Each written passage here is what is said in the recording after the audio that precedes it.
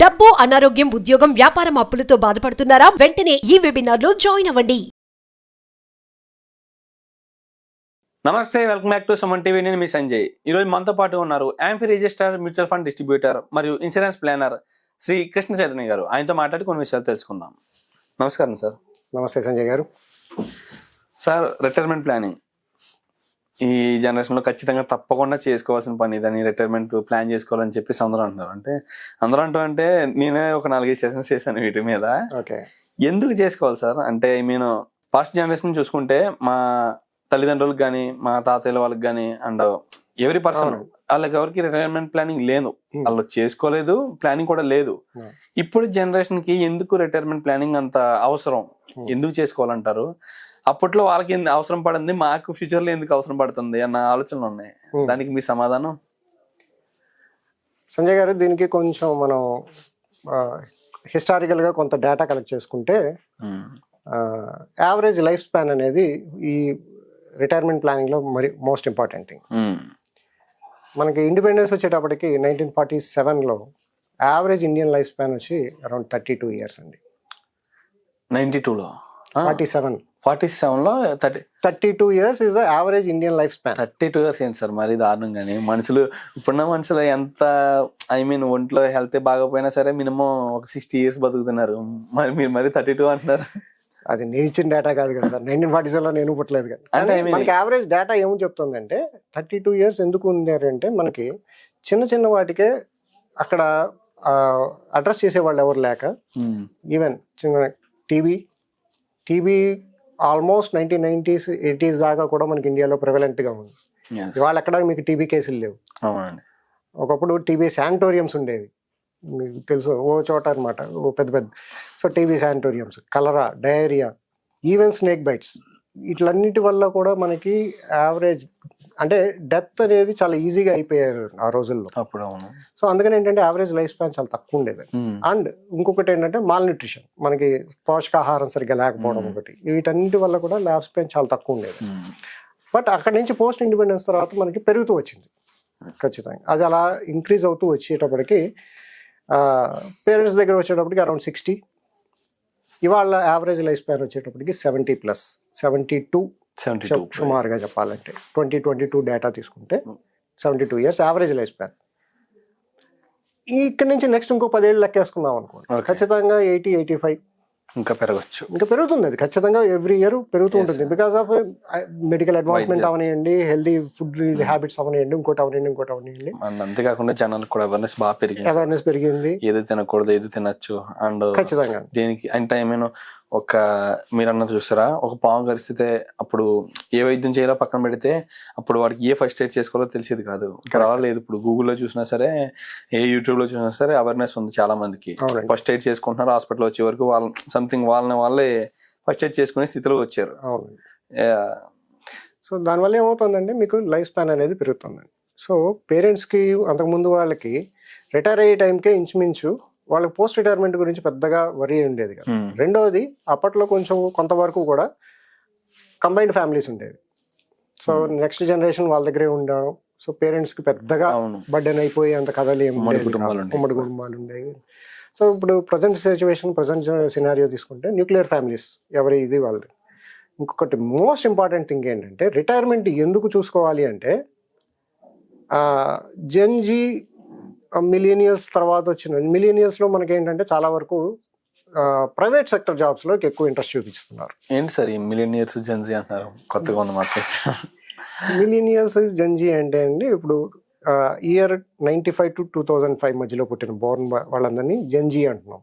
అంటే వీళ్ళు 95 to 2005 మధ్యలో 10 years, 95 ముందు 10 years బిఫోర్ పుట్టిన వాళ్ళందరూ మిలీనియల్స్. ఓకే, సో మిలీనియల్స్ ఏంటంటే ఇప్పుడు వాళ్ళందరూ జాబ్స్లో ఉన్నారు. సో వాళ్ళ మైండ్ సెట్ ఏమవుతుందంటే, జనరల్గా మన పేరెంట్స్ ఆలోచిద్దాం. పేరెంట్స్ జాబ్లోకి వెళ్ళారనుకోండి, మోస్ట్లీ గవర్నమెంట్ సెక్టర్లో ఉండేవాళ్ళు, పబ్లిక్ సెక్టర్ జాబ్స్ ఎక్కువ ఉండేవి. ప్రైవేట్ సెక్టర్లో చిన్న ఎక్కడైనా ఇండస్ట్రీస్లో కానీ ఎక్కడైనా వర్క్ చేసేవాళ్ళు, బ్లూ కలర్ జాబ్స్ ఉండేవి. సో వీళ్ళకి ఏంటంటే ఒక 24-25 ఏళ్ళకి ఉద్యోగంలోకి వెళ్తే ఎర్నింగ్ ఫేజ్ ఎంత ఉంటుందండి, వాళ్ళు రిటైర్ అయ్యేదాకా జాబ్లోనే ఉండేవాళ్ళు ఖచ్చితంగా. సో వాళ్ళకి యావరేజ్ ఎర్నింగ్ ఫేజ్ అంటాం. 35 ఏళ్ళు ఖచ్చితంగా, 30 నుంచి 35 ఏళ్ళు ఎర్నింగ్ ఫేజ్ ఉంది. సో 35 ఏళ్ళు ఎర్నింగ్ ఫేజ్ ఉన్నప్పుడు వాళ్ళకి ఇంకా వేరే ఆలోచనలు ఏం లేవండి. ఇంకా 35 ఏళ్ల పాటు ఉద్యోగాలు చేసుకోవడమే. సో ఏదో ఒకటి రిటైర్ అయ్యేటప్పటికి వాళ్ళకి పిఎఫ్ వచ్చిందో ఇంకోటి వచ్చిందో రిటైర్ అయ్యాడు. సో పాస్ సినిమాలో కూడా చూస్తే పిఎఫ్ లోన్కి అప్లై చేసాము, పెళ్ళిళ్ళు చేయాలి, పిఎఫ్ లోన్ చేసాము, ఇల్లు కట్టాలి, ఈ కాదు. మిలీనియర్స్కి వచ్చేటప్పటికి ఏంటంటే ప్రైవేట్ సెక్టర్ జాబ్స్, సాఫ్ట్వేర్లు కానివ్వండి, ఇంకోటి కానివ్వండి, వీళ్ళకి ఏంటంటే హై ఎర్నింగ్స్ జాబ్స్, ఎర్నింగ్స్ బాగున్నాయి. సో ఎర్నింగ్స్ బాగుండేటప్పటికి వీళ్ళ వర్కింగ్ యావరేజ్ స్పాన్ చూసామనుకోండి, ఇవి 30-35 ఏళ్ళు ఉండదు ఖచ్చితంగా. ఎందుకంటే మనకి శాలరీ హై పే చేస్తున్నప్పుడు వాడు మనల్ని పెండకుండా వదిలేడు.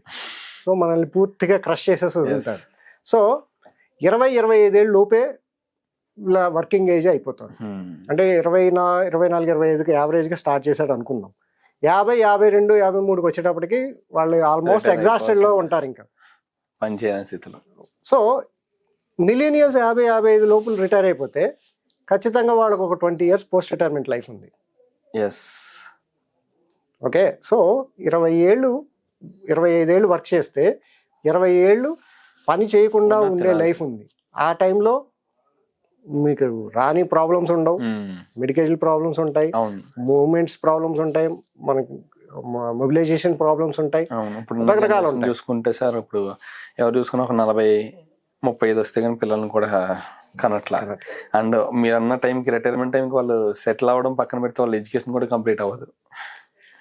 జెన్జీకి వచ్చేటప్పటికి ఇంకా పెద్ద ప్రాబ్లం ఏంటంటేనండి, వీళ్ళ వర్కింగ్ ఏజ్ అంటే ఎర్నింగ్ ఫేజ్ అంటాం, ఎర్నింగ్ ఫేజ్ చాలా తక్కువ ఉంటుంది.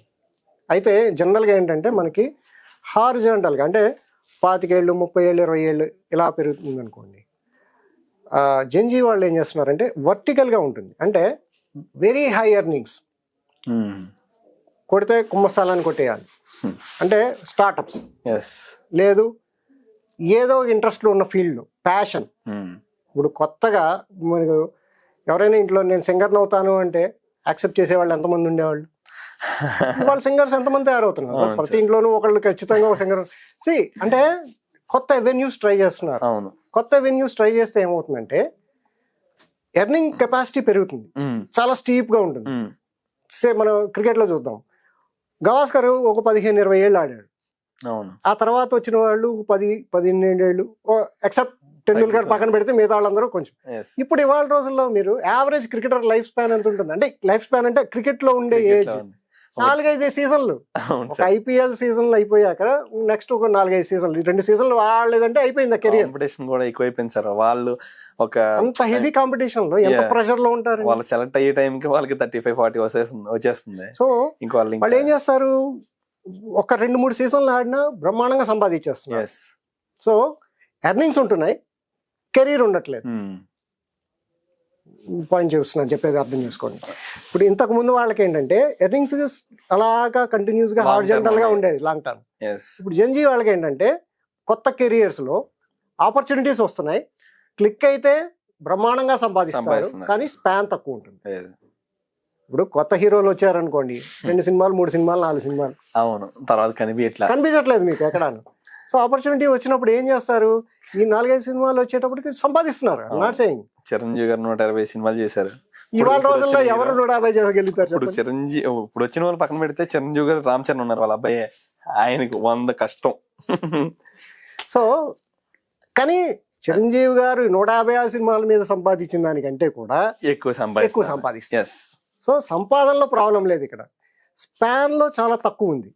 సో అందుకని ఏంటంటే పోస్ట్ రిటైర్మెంట్ లైఫ్ ఇంకెంత ఉంటుంది వీళ్ళకి? సపోజ్ 45-50కి వచ్చేటప్పటికి మొత్తం క్లోజ్. వీళ్ళేమి అప్పుడు ప్యాషనే. ఇంకా ఇప్పుడు సింగర్ ఉన్నా అనుకోండి, 10 ఏళ్ళు పడతారు, 5 ఏళ్ళు పడతారు, 7 ఏళ్ళు పడతారు, అయిపోయింది అక్కడతోటి. నెక్స్ట్ ఏం చేస్తారు?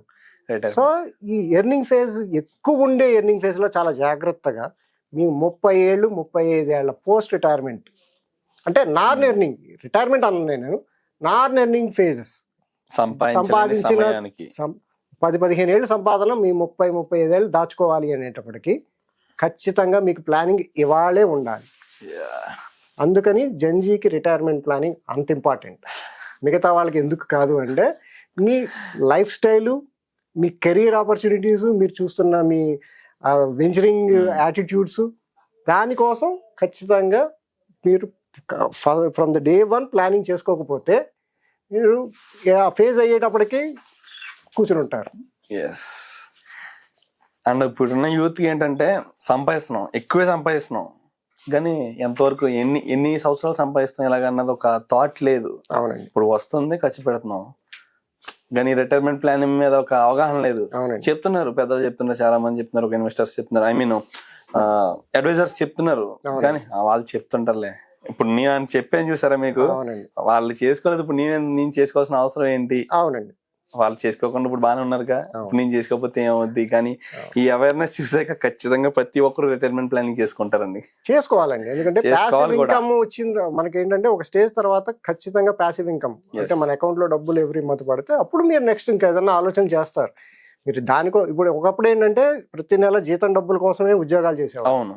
ఇప్పుడు ప్యాషన్ కోసం ఎప్పుడైతే మీరు చేస్తున్నారో అకౌంట్ లో జీతం పడే కథలు ఆలోచించుకోవాలి కదా, ఏదో ఒకటి అలా ఉంటే మీరు ఇంకోటి ఏదైనా చేయొచ్చు. సో ఖచ్చితంగా రిటైర్మెంట్ ప్లానింగ్ లేకుండా జంజీ వాళ్ళకి ముందుకెళ్ళడం చాలా కష్టం అండి. Thank you very much sir.